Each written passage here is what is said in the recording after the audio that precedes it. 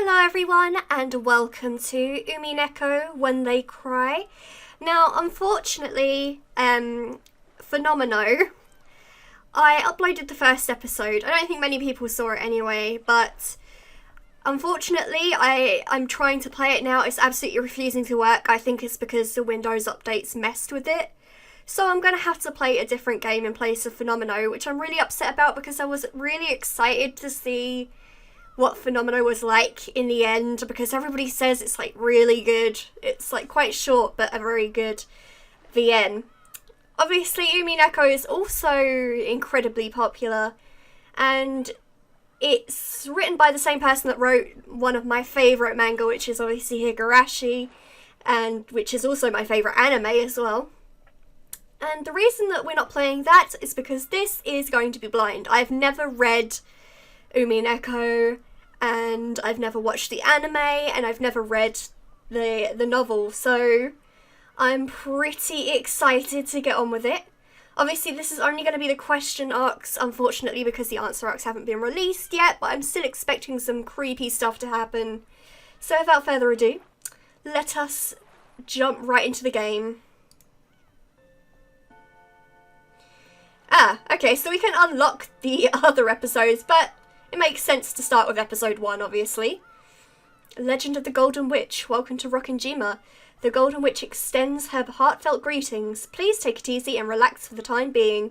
There's no need to think overly hard about any of this. Quietly accept all that is about to happen. That is all that's being asked of you. The difficulty level is standard. We might as well at least start by taking the easy road. Okay. Sounds interesting. So yes, this is going to be our new Halloween series that will take the place of Phenomeno, unfortunately.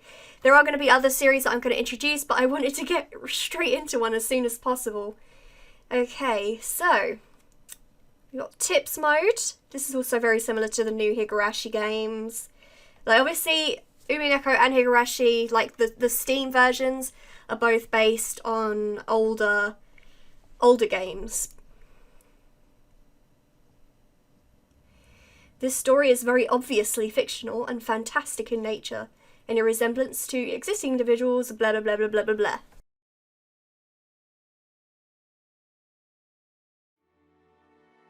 Okay, one of the first things I want to talk about is with these sets of games, is that you have the option to play with the new improved sprites that look much more like, obviously, the anime characters, or you can play with the original images if you do so desire. I'm going to play with the new images because I just think they look improved.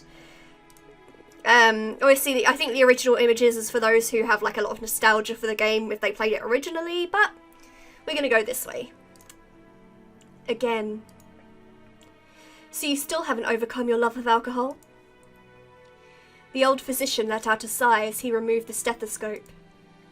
2 elderly men could be seen in the dimly lit study, which was filled with dust and a sickly sweet stench. In the corner of this room, which was much larger than what most people would call a study, was an expensive-looking bed, a man undergoing a medical examination, and the physician conducting it. There was also what appeared to be a servant watching over the whole scene. The bottle is my friend. It is no less of a friend than you, and it has stood by my side even longer than you have. As the man bearing his chest with the stethoscope rearranged his clothes, he spoke unapologetically. Kinzo-san, your body only appears to be well thanks to the effect of the medicine. However, if you continue to drink such strong spirits, the treatment will become meaningless. Trust my judgment. Refrain from drinking. I thank you, though only for the sentiment, my friend. Genji, another glass. Water it down slightly. That way Nanjo-san can save face. Are you quite sure? After eyeing both the master who demanded the alcohol and the family doctor who forbade it, Genji the old butler silently gave a slight nod and carried out his master's orders faithfully. The family doctor, Nanjo, let out a deep sigh once again as he watched the butler busy himself alongside the liquor cabinet. There was a smell filling up the room. This sweet, poisonous aroma felt as though it melted the heart, if not the soul itself. It was the smell of that venomous green drink that the man couldn't bear to part with. Nanjo, you are my close friend and we have known each other for quite a long time. I am deeply grateful for all that you have done to keep me alive this long.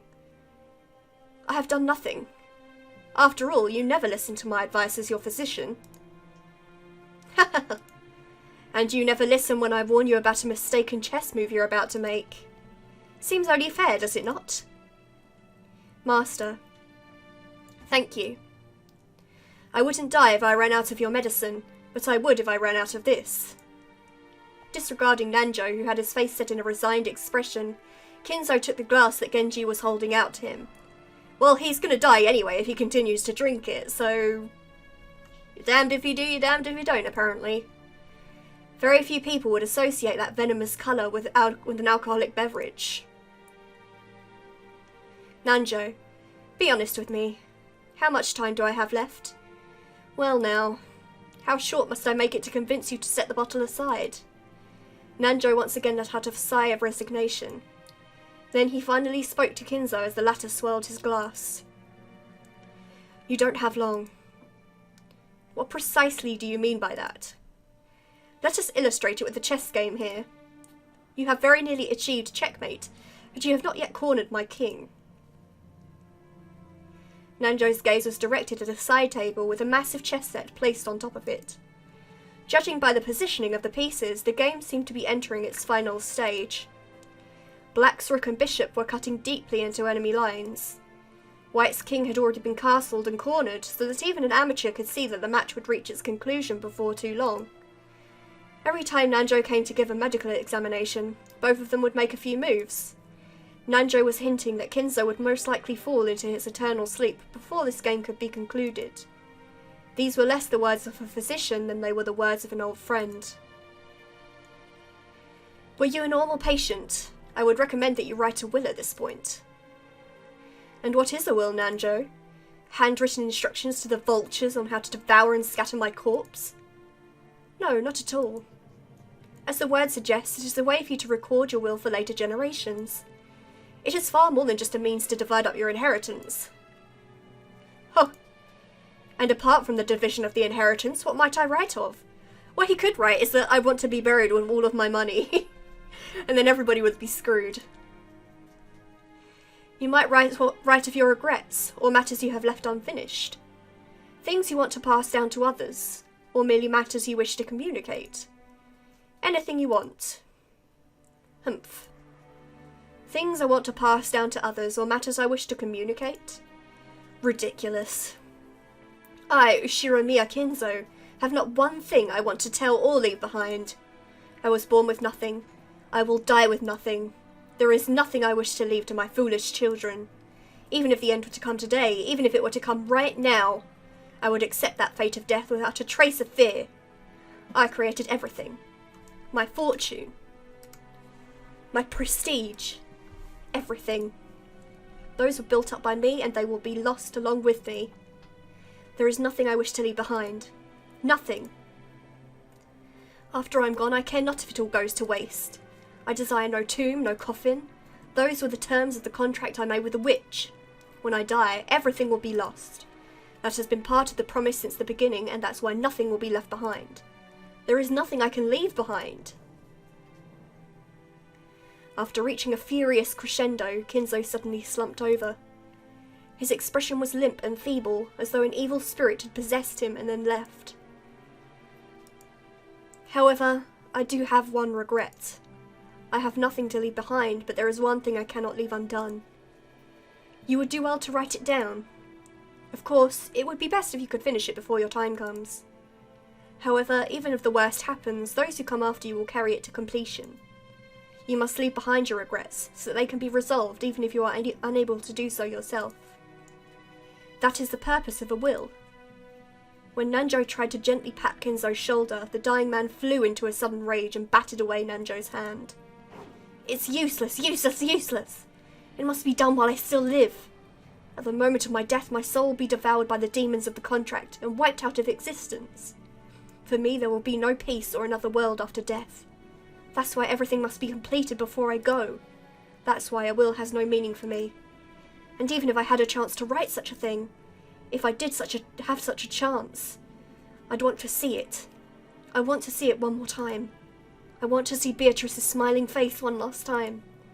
Oh, Beatrice, why have you resisted me for so long? I'll return everything you have given me. I am prepared to lose everything. So please show me your smile just one more time. Beatrice, I beg of you. You must be able to hear my plea. That's the kind of woman you are. I beg of you, show yourself to me. You're here, aren't you? You're standing there invisible, listening to every word I say.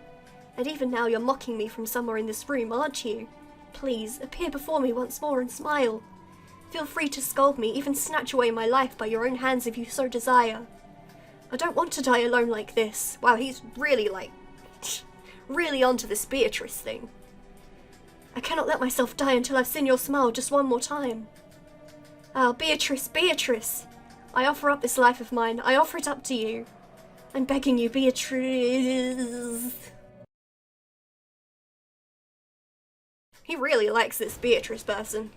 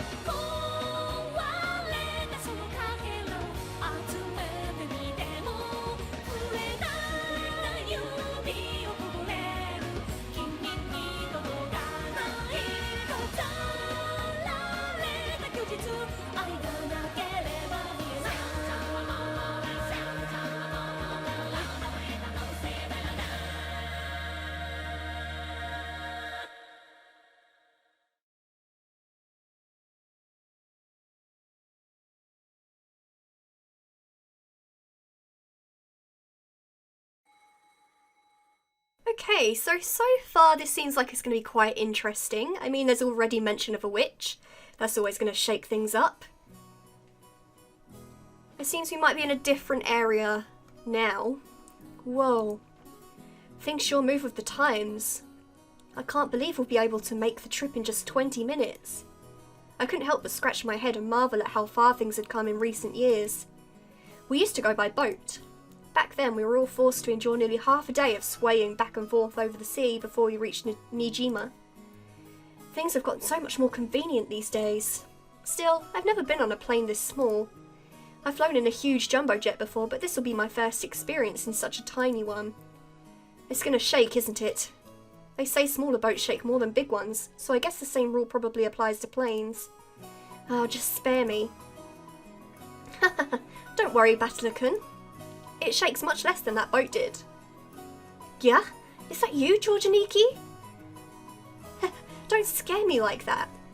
You just shaved 3 years off my life. Anyway, what's shaking got to do with anything? You don't think I'm actually scared of the plane shaking or maybe falling out of the sky or something, right? Oh, of course not. My mistake. I see you've changed a lot since we last saw you.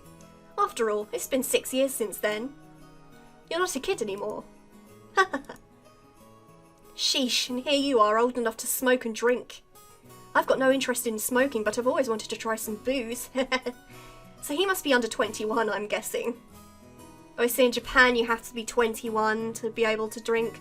I can drink here, because in the UK we're like, pfft, forget about that. Anyway. Well, if you've got your dad's genes, I'll bet you can hold your own when it comes to drinking, right? Well, I usually drink for business rather than pleasure.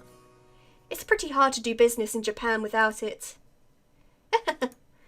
That's exactly right. That's why I never miss a chance to get in some practice. That's no good, Battler-kun. You're still a minor. Don't you know alcohol can stunt the growth of... never mind. Come on, I'm tall enough already. I don't think that's what he was talking about, Battler. In fact, it'd be easier to find clothes if I shrunk a little. I puffed my chest out proudly. Until I hit my growth spurt, my height was below average in my class. But then I grew and grew, and before I knew it, I'd passed 180 centimetres, 5 foot 11 inches. I guess I have all that muscle training and those shady mail-order performance-enhancing drugs to thank for that.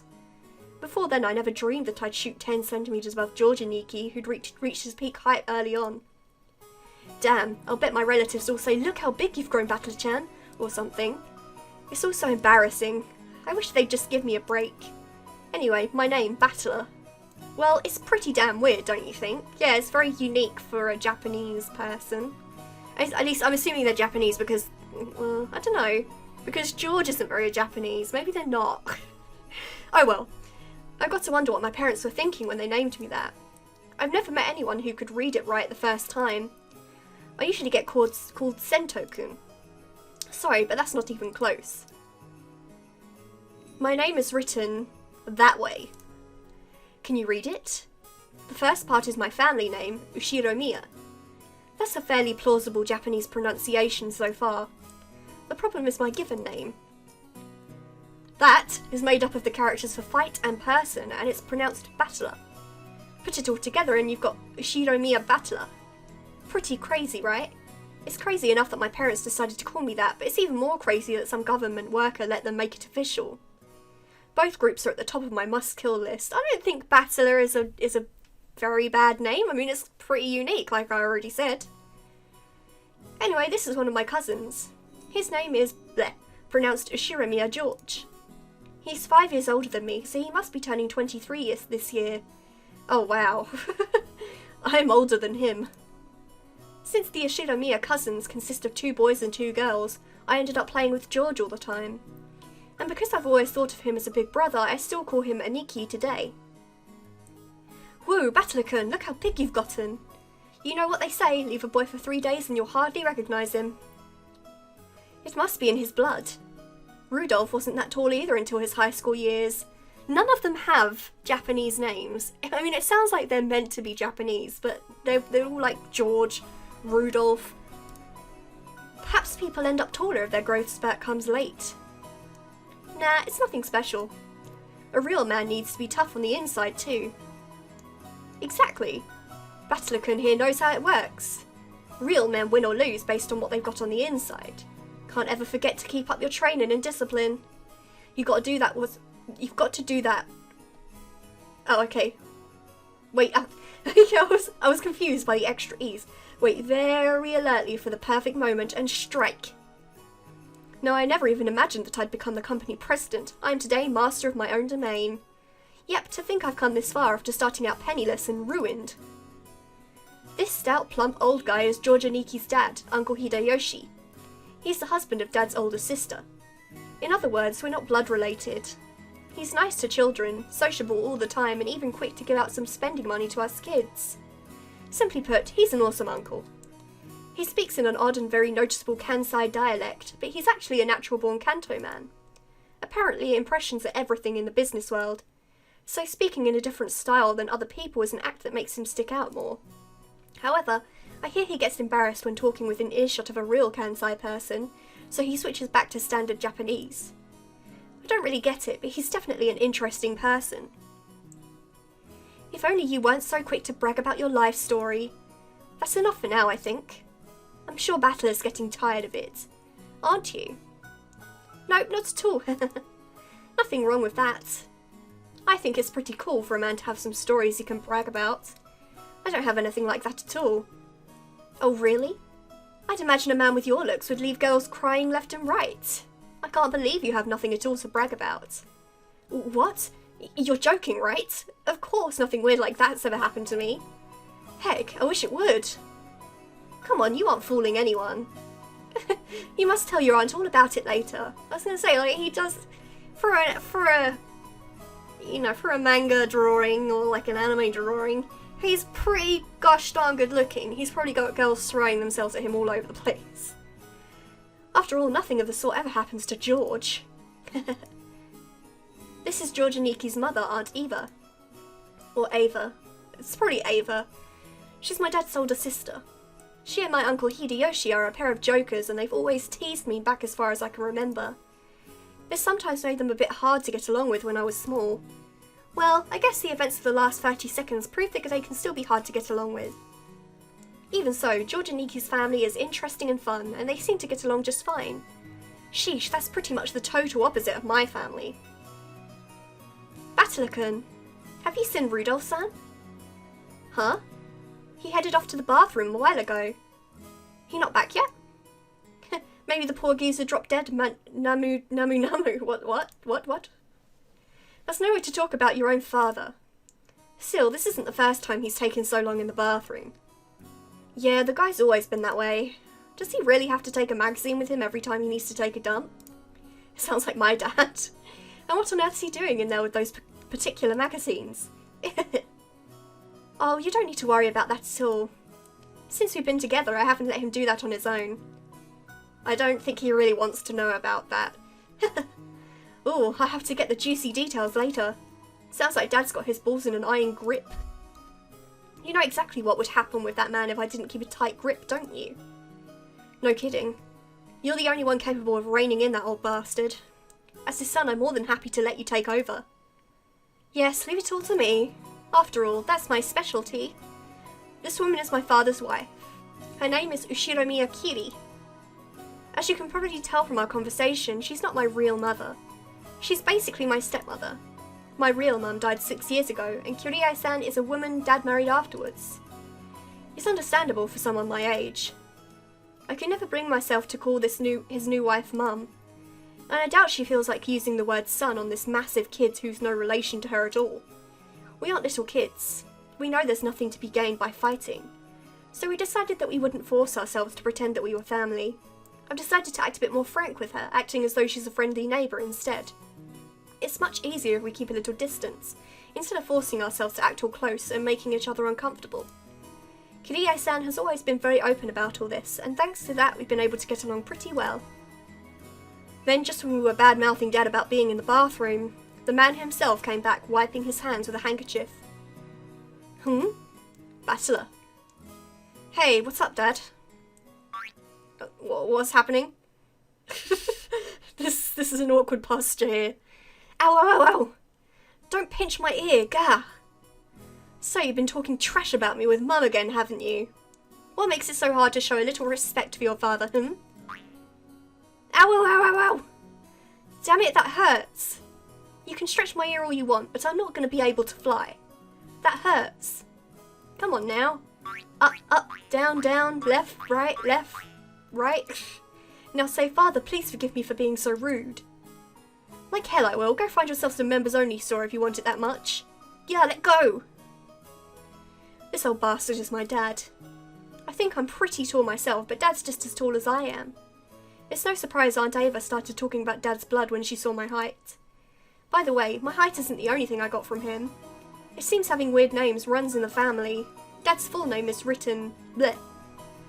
You can't read it, can you? Come on, it's just bleh. Anyway, this guy's name is pronounced Rudolph. He must hate Grandfather for giving him that name. Still, that's no reason to pass that weird naming tradition on to me. As the old bastard twisted my ear all over the place, Aunt Ava snuck up behind him and grabbed his ear. Hey, Rudolph. You should know better than to physically abuse your son. Gaff, it hurts, Aneki. This scene perfectly illustrated the relationship between the prankster younger brother and the older sister who could deal out punishment to him despite his size. I think that's good enough for now, Eva-san. I'll make sure to stretch out his other ear later on. Oh my, apologies. I must leave some pulling for you to do, Kirie-san. Rudolph, make sure Kirie-san gives you lots and lots of punishment later on, okay? I don't know, it sounds awfully kinky. You'll want to talk, Aneki, abusing your little brother like that. Hideyoshi-ni-san, I'd like to thank you very much for picking her up.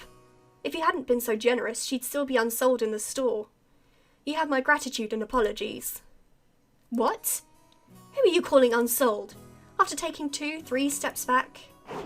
Aunt Ava unleashed one of her beautiful high reverse roundhouse kicks, which stopped just a centimetre away from the tip of Dad's nose.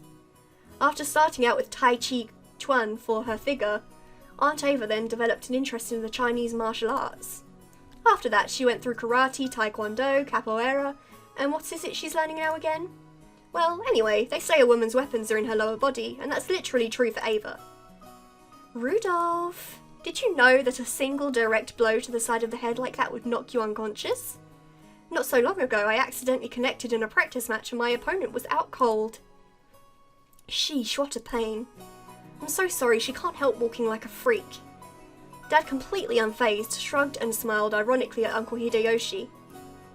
Wah, never had a brother or sister myself. So when I see you two bickering with each other, it makes me feel all warm and fuzzy inside. It sure is nice to have a big family. Oh, then why not consider making a little brother for George-kun? He's already a fine adult who's about to go off on his own, so it might be a good time to have another child. Hey, have a little sympathy for the new kid and all the pain and suffering he'd have to live through. I'm surprised even George-kun turned out as well as he did after being born from this sinister sister of mine. And what an awesome kid he is. Please share some of that with our blockhead of a son someday, will you? That's not at all how it happened. It's thanks to Ava Neisan's proper rearing that George-kun became the kind, gentle kid he is now. Isn't that right, Neisan? Oh, come now. You think so? Our George still has a long way to go. Oh, by the way, how's your little Angie-chan doing? I heard she was vomiting. Oh, that's right. And I was hoping to finally see her face after such a long time. Is she okay? She often catches a cold when the seasons change. She's very frail. I did want to bring her along, but we decided to have my family look after her this time. I think that's a wise move. She'll heal a lot better if she stays away from that venomous head family household. A child's health is always more important than an adult's convenience, don't you think? I know of some great medicine for vomiting colds like that. When we get back home, I'll send some to you right away, so please let her try some. Thank you very much, Hideyoshi-san. I'm always in your debt. And once the conversation suddenly veered off in that direction, we kids didn't have any chance of butting in. For now, I'm just happy Aunt Ava gave Dad his just desserts for tugging on my ear. Are we still waiting for the weather reports? George and Nikki pointed at the counter. The checking weather sign was still stuck next to the departure times of the flight we were scheduled to board. According to Aniki, smaller planes are more subject to winds and other effects of the weather, and it's not at all uncommon for flights to be delayed because of that. Wait a sec, we are totally sure it's not going to shake, right? From down here on the ground, it just looks cloudy, not windy. Well, I guess it's different up there where the planes fly. The weather's a bit uncertain today. Aunt Ava looked at the TV in the lounge. The weather forecast was being broadcasted, informing us that a typhoon was approaching the Kanto region. Well, this seems like the worst possible time somebody could decide to go on a plane, really. A typhoon again? Guess there's no helping it with the annual family conference being held in October. Couldn't he have chosen a better season? I agree. I've always hoped we could have it sometime around the Obon Festival in mid-August.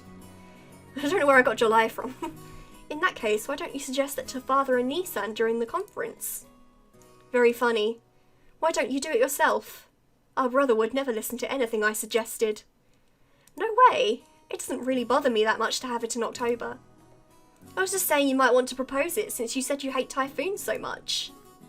I only said that typhoons always come around this time of year. You're the one who said you wanted to move it to the Obon Festival, right? Well, you said it too last year.